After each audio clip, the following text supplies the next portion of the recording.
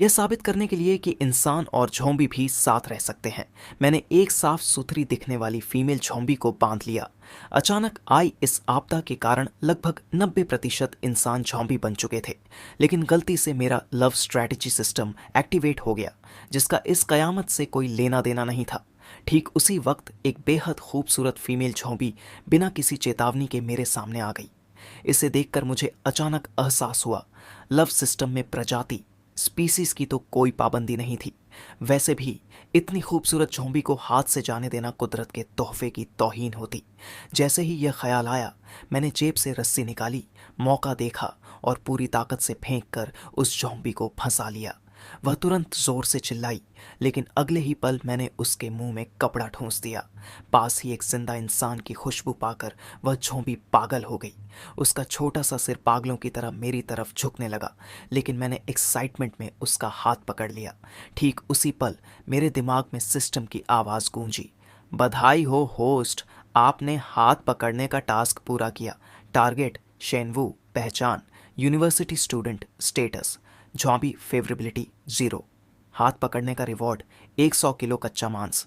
पहला किस, फर्स्ट किस reward zombie virus vaccine. Full strategy reward genetic evolution medicine. इतने शानदार रिवॉर्ड्स देखकर मेरी सांसें तेज हो गईं। शुरुआत में मिले इस 100 किलो मांस से ही मैं 2.5 साल तक आराम से खा सकता था, और बाकी 2 जादुई चीज़ों का तो कहना ही क्या। लेकिन अब सबसे बड़ी समस्या यह थी कि शेन वू की पसंद फेवरेबिलिटी कैसे बढ़ाई जाए। कुछ देर सोचने के बाद मैंने शेनवू के मुंह से कपड़ा हटा दिया। वह तुरंत मुझ पर दहाड़ने लगी। उसके दांतों के टकराने की आवाज़ इतनी डरावनी थी कि रोंगटे खड़े हो जाएं। मैंने बिना कुछ सोचे सीधे सिस्टम स्पेस से मांस का एक टुकड़ा निकाला और उसके मुंह में डाल दिया। दहाड़ना तुरंत बंद हो गया और वह पागलों की तरह मांस चबाने लगी। यह नज़ारा देखकर मैंने ठंडी आह भरी, दाहरे आह भरी। इन नुकीले दांतों को देखते हुए लगता है कि किस वाला रिवॉर्ड अभी हाथ नहीं आने वाला। तभी पड़ोस का दरवाज़ा खुला और एक लड़का लड़की बाहर आए। वह औरत बोली, भाई, मैंने और मेरे पति ने 2 दिनों से कुछ नहीं खाया है। तुम्हारे पास तो झोंबी को खिलाने के लिए भी इतना खाना है, क्या हमें थोड़ा दे सकते हो? वे दोनों एक शादीशुदा जोड़ा थे। पति का नाम शेन लियांग और पत्नी का नाम लिन वानसी था। ये दोनों बाहर के खाने पर पलते थे। घर में राशन का एक दाना नहीं था। पिछले जन्म में मैंने इनकी मीठी बातों पर भरोसा करके बेवकूफ़ों की तरह खाना बांट दिया था। मुझे लगा वे एहसान मानेंगे, लेकिन जब मैं बाहर सामान लेने गया, उन्होंने मेरा कमरा लूट लिया और मुझे बाहर से लॉक कर दिया। मैं चिल्लाता रहा पर उन्होंने दरवाज़ा नहीं खोला। ऐसे धोखेबाजों को मैं दोबारा खाना क्यों दूं? लेकिन इस लिन वानसी का इस्तेमाल किया जा सकता था। ये सोचते ही सिस्टम स्क्रीन सामने आ गई। नाम लिन वानसी, पहचान शादीशुदा महिला, फेवरेबिलिटी 0। हाथ पकड़ने का रिवॉर्ड 100 किलो ताजे फल सब्जियां। किस रिवॉर्ड 120 वर्ग मीटर फर्निश्ड घर। फुल स्ट्रैटेजी रिवॉर्ड 1000 वर्ग मीटर लग्जरी विला। रिवॉर्ड देखकर मेरे चेहरे पर मुस्कान आ गई। यह 100 किलो फल सब्जियां थीं। भले ही मेरे पास खाने की कमी नहीं थी, पर इस कयामत के दौर में बैलेंस डाइट बहुत ज़रूरी थी। उन दोनों ने मुझे मुस्कुराते देखा तो उन्हें लगा कि मैंने उनकी बात मान ली है। शेन लियांग तो और आगे बढ़ गया, पहले हमें 5 किलो मांस दो और फिर पानी की 3 बोतलें। मुझे गुस्सा आ गया। मैंने कब हाँ कहा? मेरे पास खाना फालतू हो तो मैं कुत्ते को खिला दूंगा, पर तुम जैसे धोखेबाजों को कभी नहीं दूंगा। इतना कहकर मैंने शेन वू को अंदर धकेला और कमरा बंद कर लिया। शेन लियांग गुस्से में मुझे घूरता रहा, पर झोंबी के डर से कुछ कर नहीं पाया।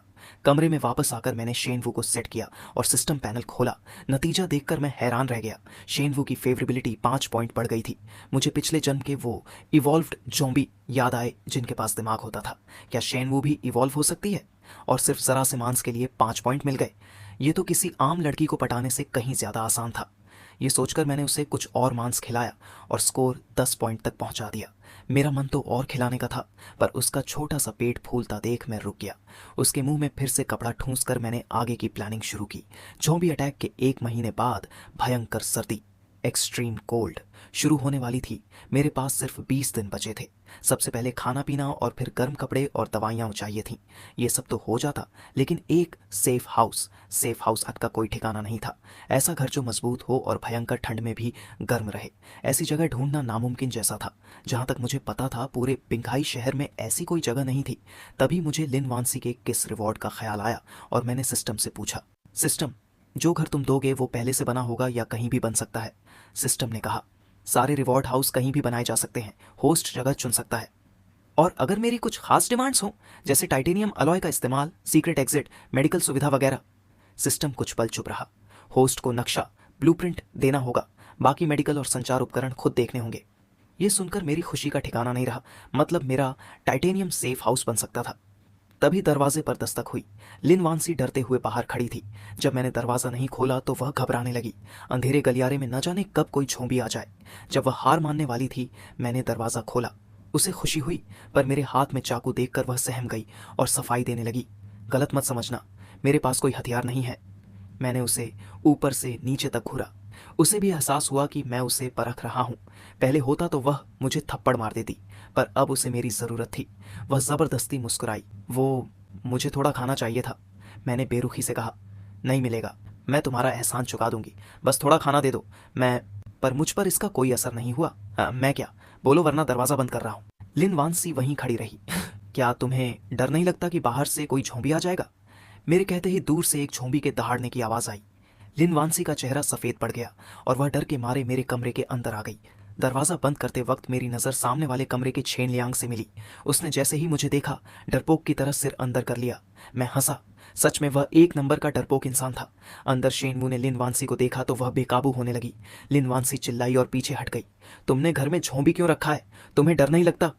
मैंने शांति से कहा। डर कैसा? आखिर है तो झोंबी ही ना। मेरी इस बात ने उसे सोचने पर मजबूर कर दिया कि काश उसका पति भी इतना बहादुर होता। लिन वानसी ने आह भरी और पूछा, बताओ, खाना देने के बदले तुम मुझसे क्या चाहते हो? कुछ देर बाद वह गुस्से में चिल्लाई, जो तुमने कहा मैंने वो कर दिया, अब खाना कहाँ है?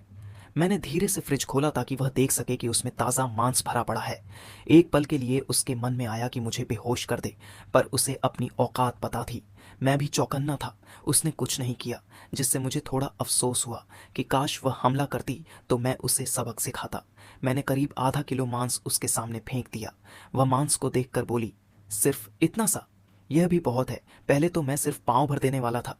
उसे क्या पता कि इस वक्त मांस की कीमत क्या है। उसे तो बस अपनी पुरानी लग्जरी लाइफ याद थी। उसने गहरी सांस ली, मांस उठाया और मुंह फुलाकर चली गई। उसे दुखी देखकर मुझे मजा आ रहा था। जितना वह तड़पती उतना मेरा बदला पूरा होता। फिर मैंने सिस्टम देखा। घर और सब्जियां मिलने ही वाली थीं। 120 वर्ग मीटर का घर छोटा था, पर मेरे पास प्लान था। अगर मैं लिन वानसी जैसी एक और औरत ढूंढ लूं तो घर का साइज बढ़ सकता था। अब बस सेफ हाउस का नक्शा चाहिए था। शायद यूनिवर्सिटी में कोई आर्किटेक्ट मिल जाए। मुझे बाहर निकलना ही होगा। अगली सुबह मैंने दूसरी मंजिल की तलाशी शुरू की। मैंने तार से ताला खोला और 504 नंबर कमरे में घुस गया। अंदर से कुछ चबाने की आवाज़ आ रही थी। मैंने धीरे से दरवाज़ा खोला। एक बूढ़ा झोंबी बिस्तर पर पड़ी लाश को खा रहा था। कितना घिनौना है। मैंने बुदबुदाते हुए चाकू से हमला किया, पर चाकू से उसे कुछ खास नहीं हुआ। उल्टा वह और भड़क गया। वह मुझ पर झपटा। मैंने उसे लात मारकर दूर फेंका। फिर मैंने उस पर तब तक वार किए जब तक वह मर नहीं गया। तब मुझे एहसास हुआ कि मेरा चाकू मुड़ चुका था। आखिर चाकू सिर्फ मांस काटने के लिए होता है, हड्डियों के लिए नहीं। अब मुझे एक मजबूत हथियार चाहिए था। दोपहर तक मैंने पूरी मंजिल के 6 कमरे छान मारे।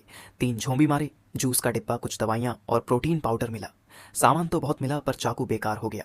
शुक्र है मुझे एक बेसबॉल बैट मिल गया, जो काफ़ी सही था। दूसरी तरफ लिन वानसी और शेन लियांग ने मुझे झोंबी मारते हुए देख लिया था। मेरी हिम्मत देखकर वे दंग रह गए और शुक्र मनाया कि उन्होंने मुझसे पंगा नहीं लिया। मेरे कमरे में जाते ही वे बाहर निकले। उन्होंने उन कमरों में खाना ढूंढा जहां मैं गया था, पर उन्हें कुछ नहीं मिला। क्या यह आदमी सब कुछ सफाचट कर गया? शेन लियांग बोला। पत्नी, एक बार फिर जाकर उससे खाना मांगो। लिन वानसी ने मना किया। कल ही तो खाया था, अभी भूख नहीं है। अभी नहीं है, पर बाद में तो लगेगी। क्या तब जाओगी जब वह सब कुछ झोंबी को खिला देगा? शेन लियांग ने उसका हाथ पकड़ा। हम साथ जीना चाहते हैं, हमें मदद का इंतजार करना होगा। पति की बात मानकर लिन वानसी फिर मेरे पास आई। अंदर आते ही उसे खाने की खुशबू आई। मैं किचन से गर्मा गर्म आलू का स्टू लेकर आया। मैं आराम से बैठकर जूस के साथ खाने लगा। उसे देखकर लिन वानसी के मुंह में पानी आ गया। मैंने 2 निवाले खाए और फिर बोला, अरे मैं तो तुम्हें भूल ही गया था। मैंने प्लेट में खाना निकाला। उसे लगा मैं उसे दे रहा हूँ। वह हाथ आगे बढ़ाने ही वाली थी कि मैं उसे नजरअंदाज करके सोफे की तरफ चला गया। मैंने शेनवू के मुंह से कपड़ा हटाया और उसे खाना खिलाने लगा। लिन वानसी शर्मिंदा हो गई और बात पलटने के लिए बोली, क्या तुमने आज पूरी मंजिल साफ कर दी? हाँ, मैं यहाँ से जा रहा हूँ, इसलिए सामान जुटा रहा हूँ। वह चौंक गई। क्या? तुम जा रहे हो? बाहर तो हर जगह मौत है। मैंने हंसकर कहा। क्यों? क्या तुम्हें मेरे जाने का दुख हो रहा है? वह चिढ़ गई। बिल्कुल नहीं, मैं तो चाहती हूँ तुम बाहर जाकर मर जाओ, पर उसकी आंखों में डर था कि मेरे जाने के बाद वे भूख से मर जाएंगे। बताओ, अब क्या काम है? मुझे खाना चाहिए, बदले में मैं सौदा करने को तैयार हूँ। मैं हंसा। मुझे पता था वह वापस आएगी, पर इतनी जल्दी यह नहीं सोचा था। 4 दिन बीत गए। मैंने पूरी बिल्डिंग छान मारी थी। शेनवू की भूख बढ़ती जा रही थी। अब वह 2.5 किलो मांस एक बार में खा जाती थी, फिर भी उसका पेट नहीं फूलता था। मुझे शक होने लगा कि क्या उसके अंदर कोई ब्लैक होल है। तुम्हें खिलाते हुए 6 दिन हो गए हैं। अगर अब भी तुमने मुझे काटने की कोशिश की तो तुम्हें यहीं मरने के लिए छोड़ दूंगा। इतना कहकर मैंने उसके मुंह से कपड़ा हटा दिया। वह पहले की तरह दहाड़ी नहीं, बल्कि अपना मुंह खोलकर मेरे खिलाने का इंतजार करने लगी। अगर तुमने मुझे काटने की हिम्मत की तो मैं तुम्हें खाना नहीं दूंगा, समझी? चूंकि तुम कुछ बोल नहीं रही हो तो मैं इसे तुम्हारी हाँ समझता हूँ। मैंने आजमाने के लिए अपना हाथ शेनवू की तरफ बढ़ाया, लेकिन उसने बिना किसी हिचकिचाहट के मुझे काटना चाहा। मैं तुरंत चिल्लाया, नहीं। वह मेरी आवाज़ ना सुनकर चौंक गई और अपना सिर झुकाकर मुझे देखने लगी। मैंने फिर से सावधानी से हाथ बढ़ाया, लेकिन शेनवू फिर से काटने दौड़ी। ऐसा 10-12 बार हुआ, और जब मैं हार मानने ही वाला था तब आखिरकार उसने काटना बंद कर दिया और टकटकी लगाकर मेरे चेहरे को देखने लगी। ऐसा लगा जैसे वह मेरे चेहरे के भावों से यह समझने की कोशिश कर रही हो कि यह चीज़ खाने लायक है या नहीं। मुझे बड़ी खुशी हुई और मैंने धीरे से अपना सिर हिलाया। न मैं। शेनवू शायद मेरा इशारा समझ गई। उसने सच में दोबारा नहीं काटा। मैंने खुश होकर मांस का एक टुकड़ा आगे बढ़ाया और सिर हिलाकर हाँ कहा। इस बार उसने सीधे खाना शुरू कर दिया। इसके बाद कई बार आजमाया। वह मेरे सिर हिलाने, अनुमति देने के बाद ही खाना खाती थी। ये देखने के लिए कि क्या वह सिर्फ बंधे होने पर ही शांत रहती है, मैंने एक और एक्सपेरिमेंट करने का फैसला किया। मैंने पहले उसकी रस्सियां खोलीं और मांस की एक प्लेट टेबल पर रख दी। शेनवू लड़खड़ाते हुए खड़ी हुई और मेरी तरफ आने लगी। उसने पहले टेबल पर रखे मांस को देखा और फिर तिरछी नजरों से मुझे। फिर उसने हाथ उठाकर प्लेट के मांस की तरफ इशारा किया। मैं अंदर से बहुत खुश था। मैंने उसे सिर हिलाकर हाँ कहा। तब जाकर शेनवू ने प्लेट उठाई और बड़े मज़े से खाने लगी। मानना पड़ेगा कि उसके खाने का तरीका अब भी बहुत गंदा है, पर खुशी की बात यह है कि शेनवू की फेवरेबिलिटी अभी सिर्फ 40 है और उसने मुझ पर हमला करना छोड़ दिया है। अगर ये स्कोर 100 पहुंच गया तो क्या मेरे पास एक बात मानने वाला झोंबी होगा? ये कोई लव सिस्टम नहीं, बल्कि मालिक और गुलाम बनाने वाला सिस्टम लग रहा है। इसी बीच दूसरी तरफ शेन लियांग पिछले कुछ दिनों से कांटों पर बैठा था।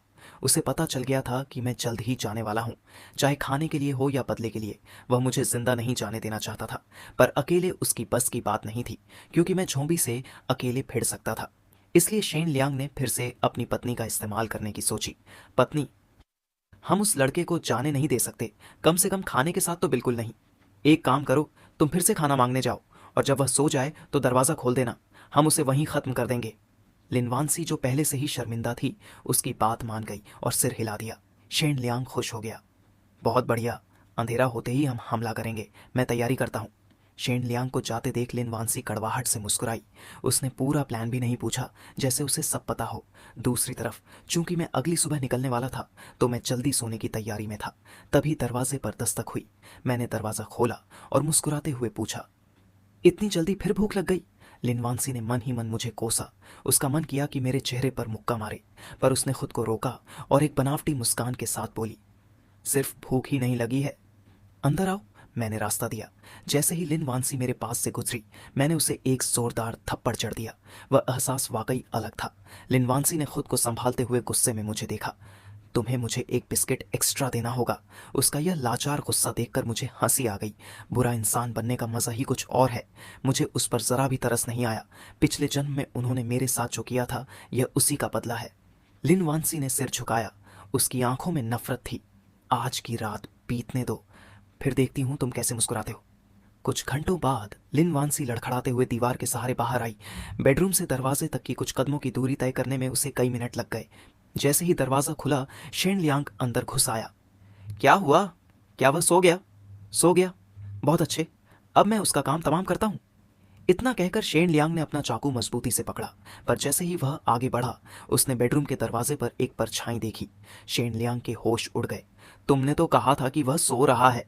लिनवानसी भी डर गई, पर उसे तुरंत कुछ अजीब लगा। यह तो उस कमीने का पाला हुआ जोंबी है। यह रस्सियों से आजाद कैसे हो गया? पति, अब हम क्या करें? चलो यहाँ से भाग चलते हैं। शेन लियांग उलझन में था। वह जोंबी से डरता था, पर उसे पता था कि आज रात के बाद मौका नहीं मिलेगा। वैसे भी शेनवू देखने में बेवकूफ़ और शांत लग रही थी, तो शेन लियांग को लगा कि वह उसे संभाल लेगा। फिर भी सावधानी के लिए उसने पत्नी से कहा, तुम उसका ध्यान भटकाओ, मैं पीछे से वार करूंगा। लिन वानसी कांप गई। डरो मत, मैं उसे तुम्हें नुकसान नहीं पहुंचाने दूंगा। शेन लियांग बोल तो रहा था, पर वह अपनी पत्नी को बलि का बकरा बनाने के लिए तैयार था। पर लिन वानसी इतनी बेवकूफ़ नहीं थी कि उसके लिए अपनी जान दे दे। तभी बेडरूम से मेरी आवाज़ आई। मैं कहता हूँ तुम दोनों कब तक मशवरा करते रहोगे? मेरी आवाज़ सुनते ही उनके दिल दहल गए। तुम सोए नहीं थे? तुम लोग इतना शोर मचा रहे हो, सोए हुए इंसान की भी नींद खुल जाए। मेरे चेहरे पर शांत मुस्कान देखकर लिनवांसी का चेहरा सफेद पड़ गया। भागो, झोंबी को इसे रोकने दो और हम भागते हैं। तुम इसकी बात कर रही हो? उन दोनों की फटी आंखों के सामने मैंने शेनवू का सिर सहलाया और उसने मुझ पर हमला करने के बजाय प्यार से अपना सिर सहलाने दिया। यह देखकर उनके पसीने छूट गए। ये कैसे मुमकिन है? तुम झोंबी जैसे दिखते नहीं हो, पर तुम्हारी आदतें बाकी झोंबी से बिल्कुल अलग कैसे हैं? शेन लियांग ने अचानक लिन वानसी को मेरी तरफ धक्का दिया और खुद दरवाजे की तरफ भागा, पर 2 कदम भी नहीं चला था कि मैंने उसे डंडे से जमीन पर गिरा दिया। रुको, मुझे कुछ कहना है, मुझे मत मारो प्लीज। पर मुझे उसकी बकवास नहीं सुननी थी। मैंने उसे खत्म कर दिया। लिन वानसी यह देखकर सुध-बुध खो बैठी। ये सब शेन लियांग का प्लान था, वही तुम्हें मारना चाहता था। मेरा इससे कोई लेना देना नहीं, मुझे माफ कर दो। मैं कसम खाती हूँ, मैं तुम्हारी नौकर बनकर रहूंगी। उसे लगा मैं उसे छोड़ दूंगा, पर मैंने ठंडे स्वर में कहा, तुम इसीलिए माफी नहीं मांग रही क्योंकि तुम्हें गलती का एहसास है, बल्कि इसीलिए क्योंकि तुम्हें पता है कि तुम मरने वाली हो। तभी शेनवू पास आई और जमीन पर पड़ी 2 लाशों की तरफ इशारा किया। मैंने सिर हिलाया। नहीं, ये खराब हो चुकी है। अगली सुबह मैं शेनवू को लेकर बाइक पर अपार्टमेंट से निकल गया। रास्ते में इंजन के शोर से बहुत से झोंबी पीछे पड़े, पर वे इतने सुस्त थे कि मुझे पकड़ नहीं पाए और मैं उन्हें पीछे छोड़ गया। बिंघाई यूनिवर्सिटी पहुंचकर झोंबी की भीड़ से बचने के लिए मैं छिपने की जगह ढूंढ रहा था। तभी किसी ने मुझे आवाज दी। मैंने थोड़ा सोचा और बाइक छोड़कर उस तरफ भागा। आवाज देने वाले ने तुरंत खिड़की खोल दी। मैंने हाथ के सहारे बड़े स्टाइल से खिड़की के अंदर छलांग लगा दी, पर शेनवू का शरीर सख्त था, वह छलांग नहीं लगा सकती थी और बाहर खड़ी रह गई। कुछ लड़के मदद के लिए आगे बढ़े, पर मैंने उन्हें हटा दिया। जरूरत नहीं, मैं कर लूंगा। मैंने उसे ऊपर से खींचकर अंदर कर लिया। तभी एक अमीर घर के लड़के जैसा दिखने वाला लड़का बोला, पक्का मेरे पिता ने तुम्हें हमें बचाने के लिए भेजा होगा।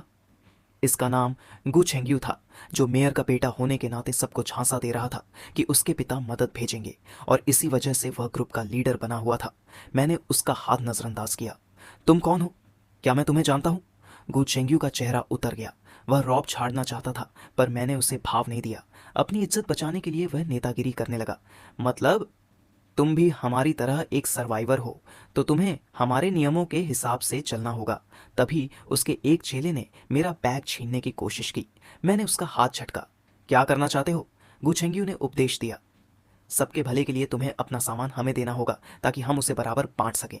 मैंने मजाक उड़ाते हुए कहा, तुम लोग मरो या जियो, मुझे क्या फर्क पड़ता है। यह सुनकर गुछेंग्यू चिल्लाया ताकि सब सुन सके, अगर सब तुम्हारी तरह स्वार्थी होते तो हम कब के भूख से मर जाते। हम सामान का सही इस्तेमाल करना चाहते हैं। मैंने उसे टोकते हुए कहा, मुझे तुम्हारी परवाह नहीं है और न ही मुझे तुम्हारे ग्रुप में शामिल होना है। सामान तो बिल्कुल नहीं दूंगा। गु छेंग्यू हंसा और खिड़की की तरफ इशारा किया। तो फिर तुम यहाँ से जा सकते हो। बाहर वही झोंबी खड़े थे जो मेरे पीछे आए थे। मैं अभी नहीं जाने वाला था, मेरा मकसद अभी पूरा नहीं हुआ था। यहाँ बहुत से कमरे हैं, मैं कुछ दिन यहाँ रहूंगा फिर चला जाऊंगा। छात्र गु छेंग्यू की बातों में आकर मुझे घेरने लगे। तुम्हारी हिम्मत कैसे हुई गु छेंग्यू से ऐसे बात करने की? हम न बचाते तो तुम मर जाते। ये स्कूल है, तुम बाहर वाले यहाँ क्यों रुके हो? मैं हंसा। इस कयामत के द्वार में तुम मुझसे कायदे कानून की बात कर रहे हो? तुम जैसे नाजुक बच्चे मुझ जैसे इंसान से भिड़ोगे जो लाशों के ढेर से निकलकर यहाँ पहुंचा है। तभी एक सुंदर और शांत दिखने वाली लड़की अंदर आई। यहाँ क्या हो रहा है? लूहे, ये आदमी जबरदस्ती यहाँ रुकना चाहता है, हम इसे निकाल रहे हैं। लूहे ने कहा, अगर वह रुकना चाहता है तो रुकने दो, यहाँ बहुत कमरे खाली हैं। उसे बाहर भेजना उसे मौत के मुंह में धकेलना होगा। सब लोग जाओ यहाँ से। गुछेंग्यू के इशारे के बाद सब हट गए। तभी लूहे की नजर शेनवू पर पड़ी। क्या यह तुम्हारी बहन है? बहुत सुंदर है। हाँ, समझो वही है। नमस्ते छोटी बहन, तुम्हारा नाम क्या है और तुम्हारी आंखें इतनी लाल क्यों हैं? शेनवू ने कोई जवाब नहीं दिया। मैंने बात संभाली। उसने लेंस पहने हैं, वह थोड़ी शर्मीली है और कम बोलती है, बुरा मत मानना। उसने आसानी से यकीन कर लिया, क्योंकि किसी को नहीं पता था कि कोई झोंबी बिना काटे भी रह सकता है। ठीक है, तुम यहाँ रुक सकते हो। 3री मंजिल तक सुरक्षित है, पर 4थी मंजिल के ऊपर जाना बहुत खतरनाक है। दोपहर हुई और गोदाम लिखे कमरे के बाहर छात्रों की लंबी लाइन लगी थी। एक क्लासरूम जिसके दरवाजे पर गोदाम यानी वेयरहाउस लिखा हुआ था। वहां 10-12 छात्र लाइन में खड़े थे। वे सब आज के खाने का इंतजार कर रहे थे, लेकिन ज्यादातर लोगों को सिर्फ कुछ बिस्कुट ही मिले। गु चेंग्यू गोदाम के अंदर छिपकर चोरी की चिकन लेग खा रहा था, लेकिन तभी मांस की एक बहुत ही सौंधी खुशबू वहां फैली। वे 10-12 लोग अब लाइन की परवाह किए बिना उस खुशबू की दिशा में देखने लगे। उस खुशबू के पीछे पीछे वे सब नीचे की मंजिल की ओर दौड़ पड़े। इस वक्त दूसरी मंजिल के एक क्लासरूम में मैं आग जलाकर खाना बना रहा था। उन लोगों की आंखें लाल हो गईं, लालच से भर गईं। गु चेंग्यू तो सीधा अंदर ही चला आया। दोस्त, क्या हम अपने खाने के बदले तुम्हारा थोड़ा खाना ले सकते हैं? मैंने उसकी तरफ ध्यान तक नहीं दिया। तुम्हारे पास जो वो सड़ा गला कचरा है, वो न तो खाने में अच्छा है और न ही उससे पेट भरता है। गु चेंग्यू कुछ और कहना चाहता था, लेकिन मुझे उससे बात करने में कोई दिलचस्पी नहीं थी। मैं मांस का कटोरा लेकर बाहर निकल गया। खाना चाहते हो? सब ने तुरंत सिर हिलाया। मैंने तब अपना गला साफ किया और पूछा, तुम में से कोई आर्किटेक्चर, भवन निर्माण का छात्र है? मेरी यह बात सुनते ही वहां सन्नाटा छा गया। काफी देर बाद किसी ने दबी आवाज में कहा, आर्किटेक्चर वाले दूसरी बिल्डिंग में हैं। शायद वे सब अब तक झोंबी बन चुके होंगे। ये सुनकर मुझे बहुत निराशा हुई। मैं यहाँ मुख्य रूप से एक ऐसे इंसान को ढूंढने आया था जो एक सुरक्षित घर, सेफ हाउस का नक्शा डिजाइन कर सके, लेकिन अब लग रहा था कि यह चक्कर बेकार गया। तभी भीड़ में से एक हल्की सी आवाज आई, मैं उस विभाग से हूँ। सबकी निगाहें उस तरफ मुड़ गईं जहां एक लड़की खड़ी थी जिसने 2 चोटियां गूंथी हुई थीं और काले फ्रेम का चश्मा पहना था। वह काफी डरी सहमी सी लग रही थी। इतने सारे लोगों को अपनी ओर देखते देख वह लड़की घबरा गई। मैंने शक की निगाह से उसे देखा। उसकी दबी सहमी हालत देखकर कोई भी सोच सकता था कि वह सिर्फ खाने के लालच में झूठ बोल रही है। शायद मेरी आंखों में अपने लिए अविश्वास देखकर उस छोटी वाली लड़की ने हिम्मत जुटाई। मेरा नाम रुआन युआन युआन है। मैं अपने विभाग में टॉपर हूँ। अगर यकीन न हो तो दूसरे छात्रों से पूछ लो। मुझे यकीन है, लेकिन क्या तुम नक्शा बना पाओगी? उसने झटके से सिर उठाया और हैरानी से मुझे देखने लगी। बेशक मैं उस पर बिना वजह भरोसा नहीं कर रहा था, बल्कि मेरे सामने सिस्टम पैनल खुला था। नाम रुआन युआन, पहचान आर्किटेक्चर छात्रा, पसंद अफेक्शन लेवल 0, हाथ पकड़ने का इनाम सोलर पावर इक्विपमेंट या वाटर प्यूरिफायर, दोनों में से एक। पहला किस सिन का इनाम निगरानी प्रणाली, मॉनिटरिंग सिस्टम। पूरा दिल जीतने का इनाम 4 ऑटोमेटिक गन टावर और 100 राउंड गोलियां। भाई साहब, ये इनाम तो एक से बढ़कर एक थे। अगर ये सब मिल जाए तो सुरक्षित घर की सुरक्षा आसमान छू लेगी। मेरे सवाल पर रुआन युआन युआन ने चिड़िया की तरह सिर हिलाते हुए कहा, मैं कर लूंगी। तो क्या तुम कुछ खास किस्म के बिल्डिंग डिजाइन बना सकती हो? रुआन युआन युआन के छोटे से दिमाग में बड़े बड़े सवाल उठने लगे, लेकिन खाने की खातिर उसने हाँ कर दी। ठीक है, मैंने तुम्हें काम पर रखा। बदले में हर दिन 1 कटोरा मांस और 1 कटोरा सब्जी मिलेगी। रुआन को लगा था कि सिर्फ मांस मिल जाए तो भी बड़ी बात है। सब्जी का सुनकर वह खुशी खुशी काम पर लग गई। गुछेंगियों ने मुझे गुस्से से देखा और अपने साथियों के साथ वहां से खिसक गया। सीढ़ियों के पास पहुंचकर लुये नाम के एक साथी ने आसपास देखा और यकीन किया कि कोई पीछे नहीं आ रहा। फिर बोला, मालिक, वह लड़का बहुत ज्यादा उड़ रहा है, क्यों ना उसे खत्म कर दें? गुछेंगियों ने कुछ पल सोचा। नहीं, दिन में उसने जिस तरह झोंबियों का मुकाबला किया वह तुमने देखा ही है। हम उसका मुकाबला नहीं कर पाएंगे। इस वक्त गुछेंगियो मुझे सबक सिखाने के लिए तड़प रहा था, लेकिन उसकी हिम्मत नहीं पड़ रही थी। लुये कुछ और कहना चाहता था, लेकिन गुछेंगियो वहां से चला गया। लुये ने उसकी पीठ को देखते हुए ठंडी सांस भरी। तुम्हें तो अच्छा खाना मिल रहा है, इसलिए तुम्हें उसके खाने की फिक्र नहीं, लेकिन मैं भूखा हूँ। मुझे कोई ना कोई तरीका निकालकर उसका सामान छीनना ही होगा। दूसरी तरफ रुआन युआन युआन खाना खाने के बाद अपने होंठ चाट रही थी। मैंने पूछा, क्या और चाहिए? उसने सिर हिलाया। नहीं, मैंने आज की मजदूरी का खाना खा लिया है। अगर आज कल का भी खा लिया तो कल भूखा रहना पड़ेगा। उसकी बात सुनकर मैं थोड़ा दंग रह गया। ठीक है, काम शुरू करो। रुआन ने हामी भरी और तुरंत काम में जुट गई। उसने अपना बैग खोला और लैपटॉप निकाला। बताओ, तुम्हारी क्या शर्तें हैं? मुझे एक सुरक्षित घर का नक्शा चाहिए।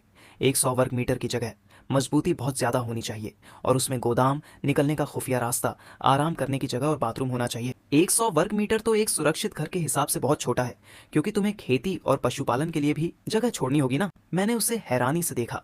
ये लड़की तो मुझसे भी ज्यादा आगे का सोच रही थी। बिल्कुल सही, इसलिए तुम्हें विस्तार, एक्सपेंशन के लिए भी जगह छोड़नी होगी। समझ गई, मैं अभी काम शुरू करती हूँ। ये सुनकर मैंने उत्साह से पूछा, कितनी देर में तैयार हो जाएगा? शायद कई दिन लगेंगे, और अगर बाद में बदलाव करने पड़े तो 2-3 दिन और। मेरे माथे पर बल पड़ गए। पिछली जिंदगी की यादों के हिसाब से 1 हफ्ते बाद बर्फीला तूफान, कोल्ड वेव आने वाला था। अगर उससे पहले सुरक्षित घर में शिफ्ट नहीं हुए तो इस क्लासरूम में हम सब जमकर मर जाएंगे।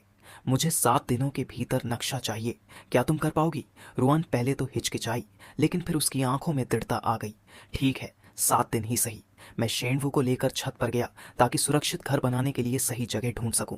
जल्द ही मुझे स्कूल के पीछे वाले पहाड़ पर एक खाली जगह मिली, जिसके सामने स्कूल की बिल्डिंग थी और पीछे बड़ा पहाड़। बिना स्कूल के अंदर आए इसे ढूंढना मुश्किल था और वहां झोंबियों की संख्या भी कम थी। मैं बेसबॉल बैट लेकर सफाई करने निकल पड़ा। खिड़की से बाहर निकलकर मैंने आसपास देखा। 4 झोंबी वहां घूम रहे थे। मैंने सावधानी से एक को मारा, लेकिन बाकी 3 को पता चल गया। सबसे आगे एक टी शर्ट वाला झोंबी था जो मरने से पहले शायद एथलीट था। दूसरे सुस्त झोंबियों के मुकाबले यह बहुत तेज दौड़ रहा था। पलक झपकते ही वह मेरे सामने आ गया। मैं घबराया नहीं, फुर्ती से बचकर उसे जोर से बैठ मारा। एथलीट होने की वजह से वह एक वार सहने के बाद भी हिल रहा था। मैंने तुरंत दूसरा वार किया। तभी तीसरा ज़ोंबी करीब आया। मैंने लात मारकर उसे गिराया और 2 वार में उसका काम तमाम कर दिया। अब आखिरी ज़ोंबी मुझ पर झपटा। इससे पहले कि मैं संभलता, उसने मुझे जमीन पर पटक दिया। उसने अपना खौफनाक मुंह खोलकर मेरे बैट को दांतों से पकड़ लिया और उसे चबाने की कोशिश करने लगा। मैं उसे अपने ऊपर से हटाने की कोशिश कर रहा था, लेकिन नाकाम रहा। जब मैं पूरी ताकत लगाकर आखिरी कोशिश करने वाला था, तभी एक कोमल से हाथ ने झोंबी की गर्दन पकड़ी और उसे उठाकर दूर फेंक दिया। मैं दंग रह गया। देखा तो वह शेनवू थी। वह झोंबी फिर से दहाड़ता हुआ आया, लेकिन शेनवू ने पल भर में उसकी गर्दन पकड़ी और जोर से मरोड़ दी। कड़क की आवाज आई और झोंबी ढेर हो गया। मैंने सोचा नहीं था कि दिखने में इतनी नाजुक शेनवू इतनी ताकतवर होगी। मेरा अंदाजा सही था, वह सच में विकसित इवॉल्व हो चुकी है। जब मैंने उसकी त्वचा को मटमैले रंग से हल्का गुलाबी होते देखा था, तभी मुझे शक हुआ था। अब यकीन हो गया। मैंने सिस्टम पैनल देखा। शेनवू की पसंद का स्तर, अफेक्शन लेवल बढ़कर 50 हो गया था। ये तो आम लड़कियों से बहुत आसान है। इसे कोई महंगे बैग या मेकअप नहीं चाहिए, बस खाना दे दो और यह मेरी रक्षा भी करती है। शेनवू के चेहरे पर कोई भाव नहीं था, जैसे उसने कुछ किया ही ना हो। थोड़ी देर आराम करके मैंने फिर से सफाई शुरू की। शेनवू तभी हाथ उठाती थी जब मेरी जान खतरे में होती, वरना वह चुपचाप तमाशा देखती। लगता है उससे काम करवाने के लिए अभी उसका दिल और जीतना होगा। शाम होते ही हम वापस बिल्डिंग में आए। लड़कों के बाथरूम में जाकर मैं खून साफ करने के लिए कपड़े उतारने ही वाला था कि देखा शेनवू भी अंदर आ गई। किसी लड़की के सामने नहाना मेरे लिए पहला अनुभव था। मुझे अजीब लग रहा था, पर फिर सोचा कि आखिर वह है तो एक ज़ॉम्बी ही। नहाने के बाद मैं कपड़े बदलने लगा, तभी मेरी नज़र शेनवू पर पड़ी। हालांकि पता नहीं ज़ॉम्बियों को पसीना आता है या नहीं, लेकिन उसके शरीर पर भी खून लगा था, इसलिए मैंने उसे भी नहलाने का फैसला किया। शेनवू मुझे टकटकी लगाकर देख रही थी। मुझे पता था कि उसे मर्द औरत का फर्क नहीं पता, फिर भी मेरा चेहरा शर्म से लाल हो गया। मैंने हिम्मत जुटाई और उसके कपड़े उतारे। उसकी बेदाग और खूबसूरत त्वचा देखकर मेरी आंखें फटी रह गई। मेरा खून खौलने लगा, उत्तेजित होने लगा। मैंने मन ही मन खुद को समझाया कि वह एक झोंबी है। तब जाकर शांत हुआ। मैंने जल्दी से उसे साफ किया। 1 मिनट बाद जब काम खत्म हुआ, मैंने उसकी आंखों में देखा। चलो, अब तुम्हें बेहतर लगेगा। लेकिन वह मुझे लगातार देख रही थी। इस बार उसकी आंखों में कुछ अलग था, जैसे कोई भावना जाग रही हो। मैं करीब जाकर देखने लगा। अगले ही पल शेनवू अचानक मेरी ओर झुकी। मैं संभल ही नहीं पाया। मुझे लगा वह मुझे काटेगी, लेकिन ऐसा नहीं हुआ। उसके कोमल और मीठे होंठों का एहसास मुझे अपने होंठों पर हुआ। मैं सन्न रह गया। तभी सिस्टम की आवाज़ आई, बधाई हो, आपको पहला किस, फर्स्ट किस का इनाम मिला है, ज़ॉम्बी वायरस वैक्सीन। इसे लगाने के बाद आप ज़ॉम्बी वायरस से सुरक्षित रहेंगे। सिस्टम पैनल पर शेनवू की पसंद देखी तो मैं और भी चौंक गया। सिर्फ नहलाने से ही यह स्तर 60 पर पहुंच गया था, यानी अब वह मुझे पसंद करने लगी थी। मैंने सिस्टम बंद किया और पूछा, क्या अब तुम महसूस कर सकती हो? उसने अपना सिर टेढ़ा किया। वह बहुत मासूम लग रही थी। शायद उसे भावना जैसा शब्द समझ नहीं आया। मैंने आसान सवाल पूछा, क्या तुम मेरी बात समझ सकती हो? इस बार उसने सिर हिलाकर हाँ कहा। मैंने कुछ और सवाल पूछे, लेकिन मुश्किल सवाल आते ही वह सुन्न हो जाती। इसका मतलब उसे अकेले काम पर भेजना अभी ठीक नहीं था, लेकिन जैसे जैसे उसका लगाव बढ़ेगा, शायद वह फिर से इंसानी भावनाएं समझ पाए। फिलहाल बाथरूम से बाहर निकलना जरूरी था। क्लासरूम पहुंचकर मैंने रोहन से पूछताछ की और पता चला कि पास में ही एक फायर स्टेशन है, लेकिन वहां जाने के लिए मैदान के झोंबियों से बचकर निकलना होगा। मैंने यह सब याद रखा और रोहन को आराम करने भेज दिया। अब कमरे में सिर्फ मैं और शेनवू थे। मैंने वैक्सीन निकाली और अपने हाथ में लगा ली। अब झोंबियों का डर और भी कम हो गया था। उसी समय बिल्डिंग की तीसरी मंजिल पर 2 साएं सीढ़ियों की तरफ बढ़ रहे थे। एक डरा हुआ था, क्या यह करने से कोई मुसीबत तो नहीं होगी? दूसरा लापरवाही से बोला, क्या होगा, वह कितना भी लड़ाकू हो, हैं तो वे सिर्फ 2 लोग, और एक तो छोटी लड़की है। टाइचू, क्या तुम एक लड़की से डर रहे हो? ये लू ये था। वे दोनों चुपके से मेरे क्लासरूम के पास पहुंचे। देखा कि दरवाजे अंदर से बंद है, लेकिन लू ये माहिर था। उसने खिड़की खोली और अंदर कूद गया। टाइचू थोड़ा अनाड़ी था। वह खिड़की पर अटक गया, लेकिन जैसे ही वह अंदर आने लगा, उसने देखा कि क्लासरूम में एक छोटी सी आकृति शेनवू अचानक सीधी खड़ी हो गई। वह डर के मारे चिल्लाया, लू ये कोई है। लू ये संभला, लेकिन तब तक बहुत देर हो चुकी थी। उसे अपने सीने में ठंडक महसूस हुई। शेनवू का हाथ उसके सीने के आर पार हो चुका था। टाइशू की जान निकल गई। वह भागने लगा, लेकिन उसके साथ भी वही हुआ। शेनवू ने अपने हाथों पर खून देखा। उसके दिमाग में भूख की लहर उठी। उसका मन हुआ कि वह उस खून को छके, लेकिन उसने खुद पर काबू पा लिया। अगले दिन जब मैं जागा तो शेनवू बड़े उत्साह से मुझे अपने खून से सने हाथ दिखा रही थी। मैंने चौंक कर पूछा, ये क्या है? उसने खिड़की की तरफ इशारा किया। मैंने देखा कि बाहर 2 लाशें पड़ी थीं, जिनके सीने में छेद थे। पास ही एक नूनचाकू पड़ा था। मैं सब समझ गया। शेनवू मेरा हाथ पकड़कर हिला रही थी। मैं समझ गया उसे क्या चाहिए। मैं उसे बाथरूम ले गया और उसका हाथ साफ किया। वापस आकर मैंने लाशों को बाहर फेंका। तभी रुआन अत्तरला अपना लैपटॉप लेकर आ गई और काम शुरू कर दिया। थोड़ी देर बाद गुचेंग्यू का घिनौना चेहरा दरवाजे पर दिखा। लू ये कहाँ है? तुमने उसके साथ क्या किया? मैंने मासूमियत से कहा। लू ये कौन है? मुझसे नाटक मत करो, वही जिसके बाल हरे थे। तब मुझे याद आया कि कल रात वाले उन 2 बेवकूफ़ों में से एक का नाम लू ये था। लू ये कौन है? मुझसे नाटक मत करो, वही जिसके बाल हरे थे। मुझे तब याद आया कि कल रात वाले उन 2 बेवकूफ़ों में से एक का नाम लू ये था, लेकिन मैंने फिर भी अनजान बनने का नाटक किया। मुझे नहीं पता तुम क्या कह रहे हो, और न ही मैं किसी लू ये को जानता हूँ। तुम्हें क्या लगता है मैं तुम्हारी बात मान लूँगा? वह पहले कभी गायब नहीं हुआ, लेकिन तुम्हारे आते ही गायब हो गया। अगर तुमने नहीं किया तो और किसने किया? तुम यहाँ कुत्ते की तरह क्यों भौंक रहे हो? अगर कोई गायब हुआ है तो खुद जाकर ढूंढो, मेरे यहाँ आकर शोर मत मचाओ। हमारे झगड़े की आवाज़ सुनकर कई छात्र वहाँ इकट्ठा हो गए, जिनमें लूहे भी शामिल थी। उसने हैरानी से पूछा, क्या हुआ? क्या बात हो गई? गुछेंग्यू का लहजा अब थोड़ा नरम हुआ। लू ये और टाइजू लापता है। लूहे ने कुछ सोचा और कहा, क्या वे खाने पीने का सामान ढूंढने बाहर गए होंगे? मुमकिन नहीं है, मेरे आदेश के बिना वे अपनी मर्जी से कहीं नहीं जा सकते। मैंने मौके का फ़ायदा उठाकर बीच में कहा, तुम इतने यकीन से कैसे कह सकते हो कि वे तुम्हारी बात मानेंगे? हो सकता है कि वे तुमसे तंग आ चुके हों और तुम्हारे सोने के बाद भाग गए हों। गुच्छेंग्यू गुस्से से लाल हो गया। उसका मन था कि वहीं हाथ उठा दे, लेकिन वह जानता था कि वह मुझसे जीत नहीं पाएगा। लूहे ने माहौल शांत करने की कोशिश की। शायद वे सच में किसी काम से बाहर गए हों और देर से लौट आएं। थोड़ा इंतज़ार कर लो। ठीक है, मैं लूहे की बात मानकर एक बार रुक जाता हूँ, लेकिन अगर अंधेरा होने तक वे नहीं लौटे तो मैं तुमसे जवाब मांगूंगा। ये धमकी देकर गुचेंग्यू वहाँ से चला गया। गोदाम के पास से गुजरते वक्त वहाँ के इंचार्ज ने उसे बताया, मालिक, गोदाम का खाना खत्म होने वाला है, तो लोगों को बाहर भेजो ढूंढने के लिए।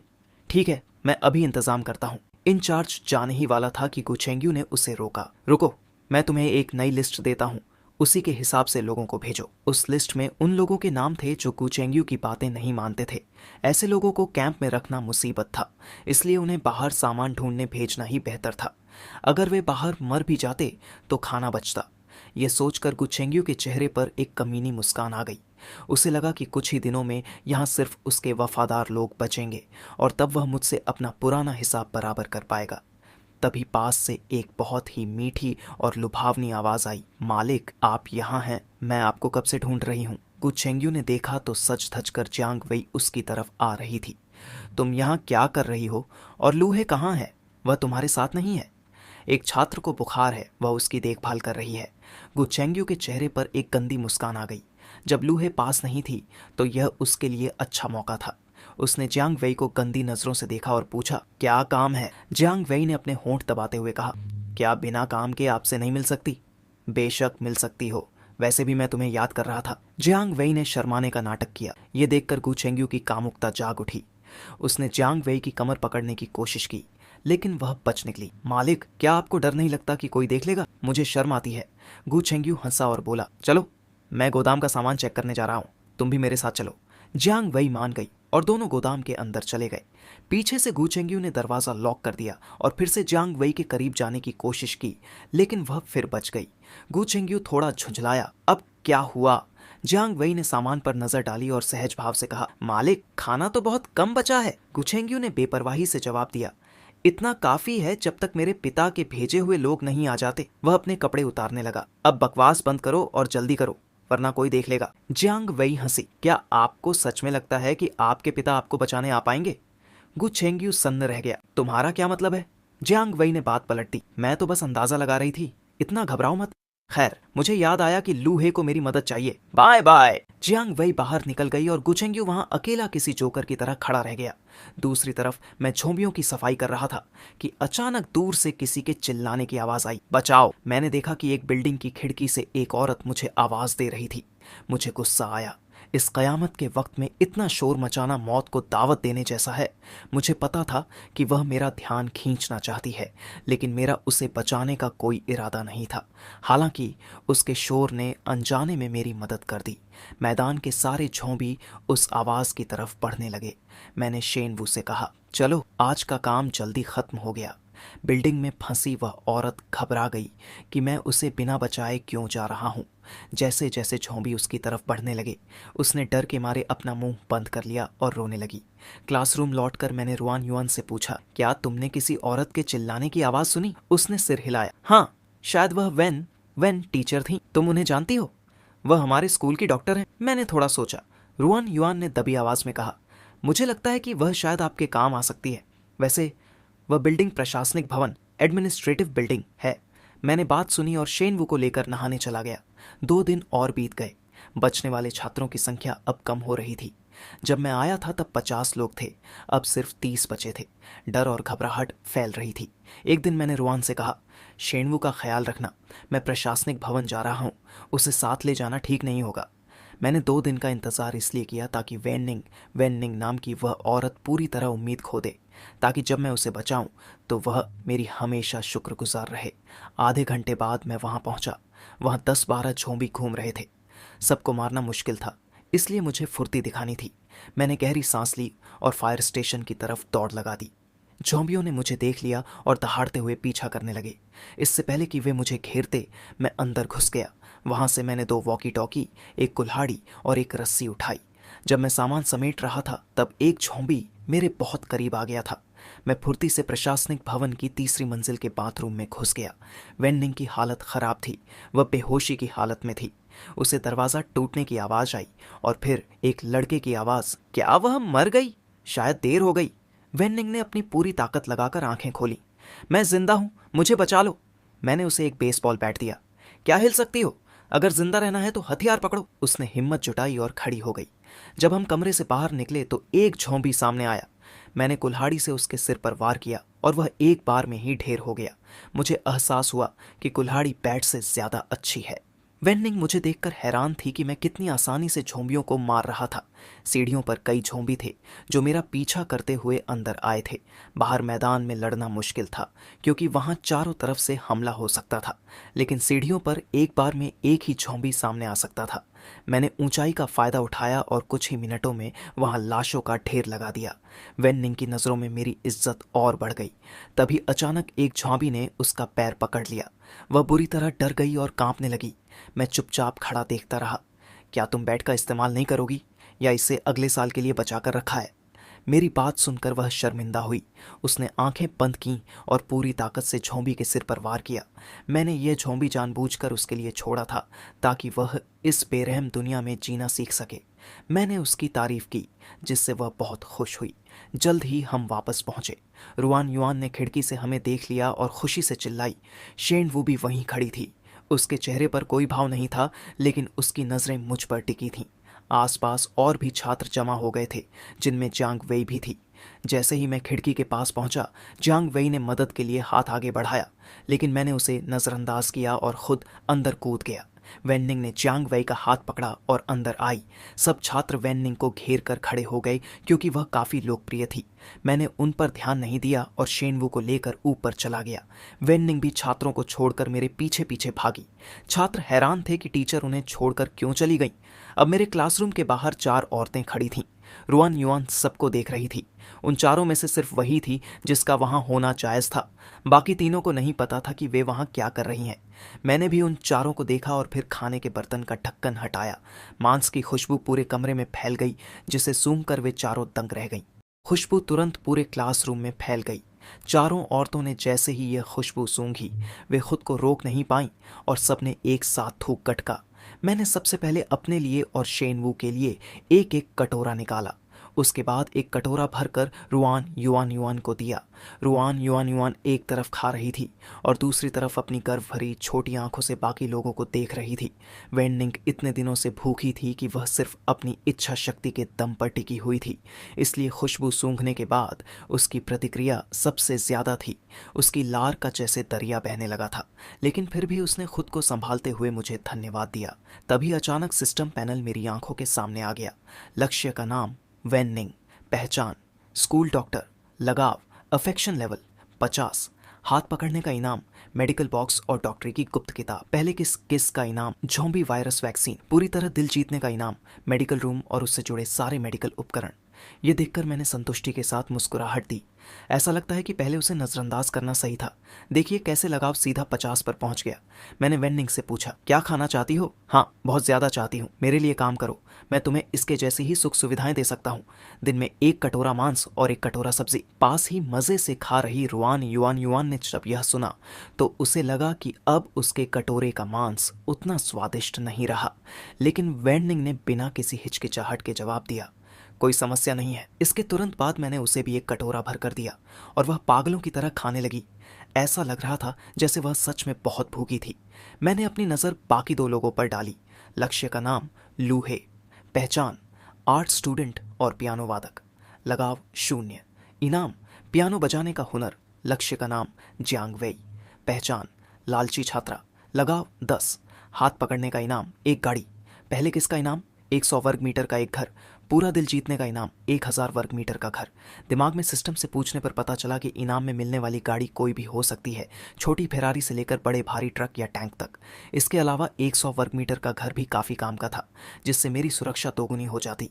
ऐसा लग रहा था कि जियांग वेई की सच में कुछ उपयोगिता है, जबकि लूहे के इनाम उतने खास नहीं थे। जियांग वेई ने मेरी नज़रों में आए बदलाव को तुरंत पहचान लिया।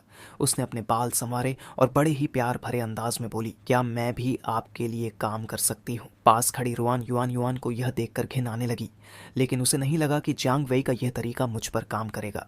उसे लगा था कि मैं सिर्फ काम के लोगों को रखता हूँ, लेकिन उसे तब हैरानी हुई जब मैंने सिर हिलाकर हाँ कह दिया। ठीक है, तुम्हें भी इनके जैसा ही इनाम मिलेगा। रुआन युआन युआन की आंखें फटी रह गईं कि आखिर जियांग वेई क्या कर सकती है और उसे इनके जैसा खाना क्यों मिल रहा है। इस वक्त जियांग वेई ने मुझसे कटोरा लिया और उसकी उंगलियां जानबूझकर मेरे हाथ से छुईं। मैंने उसकी हिचकिचाहट देखी और कहा, तुम चाहो तो यहीं रुकने का चुनाव भी कर सकती हो। मैं तो आपके साथ जाने का ही चुनाव करूंगी। जियांग वेई समझदार थी, उसे पता था कि यहाँ रुकने का अंजाम बुरा होगा। उससे अच्छा मेरे साथ जुआ खेलना था। हमारी इस हलचल ने वहाँ छात्रों की भीड़ इकट्ठा कर दी। वे आपस में फुसफुसाने लगे, ये लोग कहाँ जा रहे हैं? क्या ये बाहर जाने की बेवकूफ़ी कर रहे हैं? चले जाएं तो ही अच्छा है, वैसे भी इन्हें देखकर अच्छा नहीं लगता था। लूहे भी भीड़ में थी और छात्रों की बातें सुन रही थी। हालांकि कल मैंने उसे मना कर दिया था और कड़वी बातें कही थीं, फिर भी वह हमें मरते हुए नहीं देख पा रही थी। वह भीड़ से निकलकर मेरे सामने आई और रास्ता रोककर पूछा, तुम लोग कहाँ जा रहे हो? यहाँ से जा रहे हैं? वैसे भी तुम लोग हमें पसंद नहीं करते हैं ना? मेरे इस सवाल ने उसे चुप करा दिया। वह कुछ कहना चाहती थी, तभी पीछे से एक आवाज़ आई, बिल्कुल सही, हम तुम्हारा स्वागत नहीं करते, लेकिन बाकी लोग जा सकते हैं। वेन टीचर, आप तो स्कूल डॉक्टर हैं, आप हमारे साथ रुकिए, हमें आपकी ज़रूरत है। यह गु चेंग्यू था। वह डॉक्टर की अहमियत जानता था और छात्रों का इस्तेमाल करके वेन्निंग को रोकना चाहता था। मुझे गुस्सा आ गया, मेरे बंदों को मुझसे ही छीनने की कोशिश, लेकिन मेरे बोलने से पहले ही वेन्निंग आगे बढ़ी। यहाँ तो दवाइयाँ भी नहीं हैं, मेरा रुकना बेकार है, इसलिए मैं जा रही हूँ।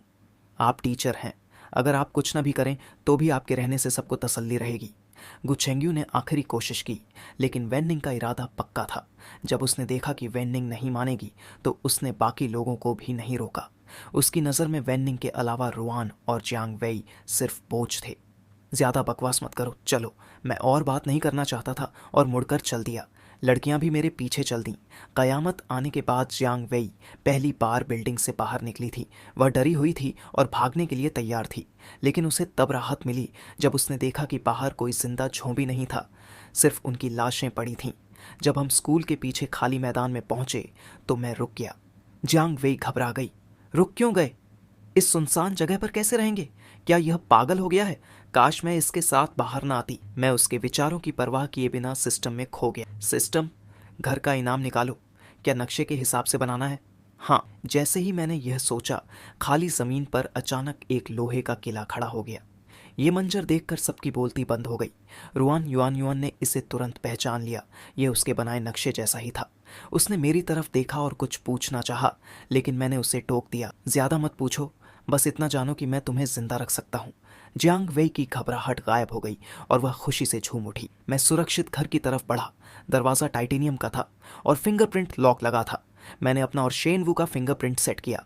रुआन और वेन निंग के लिए मैं लगाव 60 होने का इंतजार करूंगा और जियांग वेई के लिए कम से कम 80। दरवाज़ा खुला और हम अंदर गए। घर छोटा था, जिसमें एक लिविंग रूम, 3 कमरे, एक बाथरूम और एक गोदाम था, लेकिन सिस्टम ने फर्नीचर, जनरेटर और डीजल भी दिया था। लड़कियां अंदर की चीजें देखकर हैरान थीं। बाथटब, गर्म पानी, फ्रिज वाला गोदाम और आरामदायक बिस्तर। जियांग वेई ने कमरे बांटने का सुझाव दिया। मालिक का अपना कमरा, मेरा और रुआन का एक, और टीचर वेन और शेनवू का एक। रुआन ने तुरंत विरोध किया। मैं तुम्हारे साथ नहीं रहूंगी, मैं टीचर वेन के साथ रहूंगी। शेनवू ने चुपचाप मेरा पल्लू पकड़ लिया। ठीक है, मालिक और उसकी बहन का एक कमरा और रुआन और टीचर वेन का एक। जियांग वेई को अब अकेले रहना पड़ रहा था। उसने रुआन को लिविंग रूम में सुलाने की कोशिश की, लेकिन मैंने डांट कर सबको शांत कर दिया और जैसा जियांग ने पहले कहा था वैसे ही कमरे बांट दिए। मैं कमरे में गया। शेनवू ने मेरा हाथ पकड़कर कहा, सोना है। उसकी मासूमियत के आगे मैं मना नहीं कर पाया। बेड पर लेटते ही वह बिल्ली की तरह मुझसे चिपक गई। वह चौंधी थी, इसलिए उसे नींद नहीं आती थी।